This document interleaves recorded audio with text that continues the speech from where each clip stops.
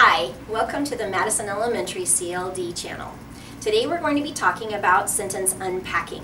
This is another high-yield pedagogical practice that you can use that incorporates all four of the language domains: reading, writing, speaking, and listening. What is sentence unpacking? Sentence unpacking is a text reconstruction activity. It is teasing apart or unpacking a complex text to get to the meaning. It is a teacher-guided activity that uses conversation about language structures, and it focuses on how language meaning is made in chunks. Here are the steps in sentence unpacking. Number one, you need to choose a complex text. It needs to be on a topic that students are already familiar with, and it needs to be a sentence that is critical to their understanding of the entire text. Once you've done this, you need to choose what language structure that you want to focus on. Once that is complete, you're going to want to take that sentence and write it out in chunks. You're going to then read the whole entire text to your students.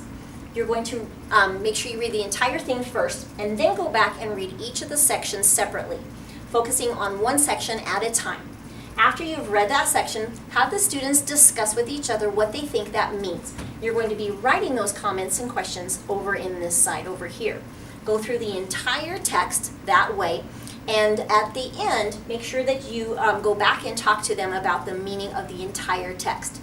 Make sure you're using guiding questions such as, what do you think that this section is referring to, or what is this section talking about? Another example, here's a kindergarten or first grade example that shows how you've used pictures in the text as well. All right, here are some ideas for what you might focus on. You might focus on some general academic vocabulary or some content-specific vocabulary. You might focus on precise verbs or long noun phrases. Pronouns are a good one to do as well, and commas would be another example that you could use. This can even be used with complex math story problems. Some things that you might want to think about when you are doing sentence unpacking are to be mindful about what you want to focus on. Make sure it matches the standards that you're working on in class.